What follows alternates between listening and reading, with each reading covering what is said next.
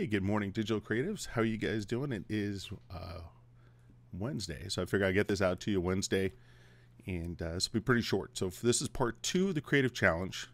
Part one, we did these Opie-esque self-portraits. Hopefully, I think everyone had a chance to get one done on Friday. Matt, hopefully you could even have done one analog. I don't know, Matt C, if you're back from the coast or not yet, but hopefully you get yourself an iPad. But for part two, we are going to, it's a little bit more open-ended, okay? Hopefully you've been messing around with Fresco if you've had any time. It is pretty powerful and it's kind of fun. So the idea is to create something else with Fresco using kind of similar techniques. It's totally open-ended. You be creative and have some fun with this.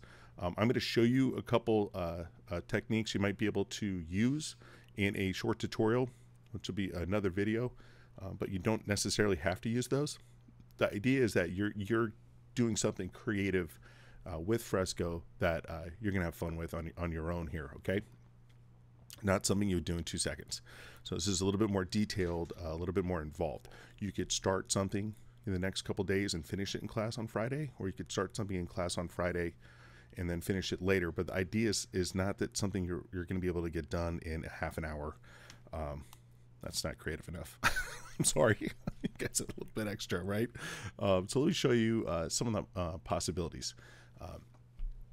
Still life, which is taking, doing non-portraits or landscapes. It's just like, flowers or things that you see, objects you see.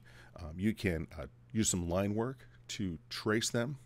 And then you can use brushes to actually affect the photo layers. I'll show you how to do that. You could take the photo layer in Fresco and make it into a raster layer, which means you can then use watercolor brushes to kind of dissolve the photo but keep the colors.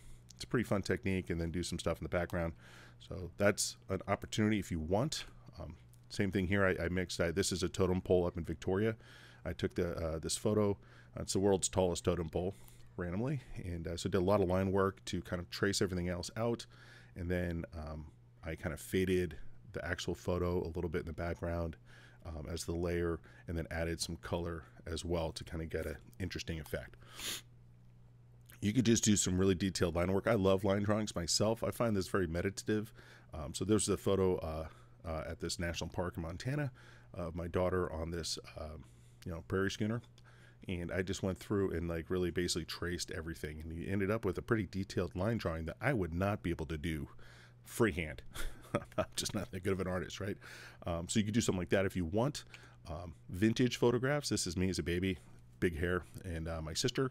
This is an old photograph, and I was able to kind of look at that, start with that Opie idea, and then did a lot of detail work with the clothes and then the background, trying to keep it kind of simple, but you can give kind of vintage photographs a new life.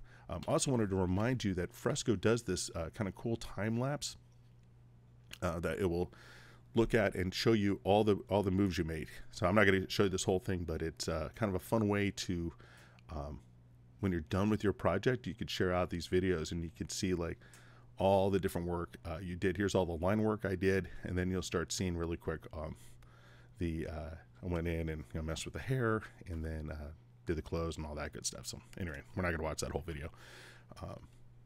And then lastly, I'm going to share this other video with you. This is an artist who does kind of still lifes, and she did this whole crazy aquarium scene in Fresco using layers and all kinds of stuff. So it's kind of might get you inspired. So again, the idea is that you're just doing something a little bit more creative. For me, a blank canvas is kind of intimidating. If I just have a white piece of screen or paper, and to start with a blank canvas is sometimes very hard, at least for me. So I think using photographs and bringing them into Fresco and having that as a guide that you can then do some tracing and then actually interacting with them is a really nice way to get into some more artwork. And it's not cheating, it's just the way it's done. A lot of artists do this. So that's your goal. All right. You could start something in the next day or two. You don't have to. We could start it on class on Friday, but the idea, the part two of this challenge, is to do something in Fresco A lot more open-ended, something you want to do, you want to try. It could be a series of things too, a series of portraits or something, just a little bit more body of work that you're going to have fun with, be creative with, and then we'll go. Keep in mind the creative process with Adobe, who's your audience, and you can reflect and think about, what it is you're trying to do, and just have fun. Okay, so I'll see you guys on Friday. Talk to you soon.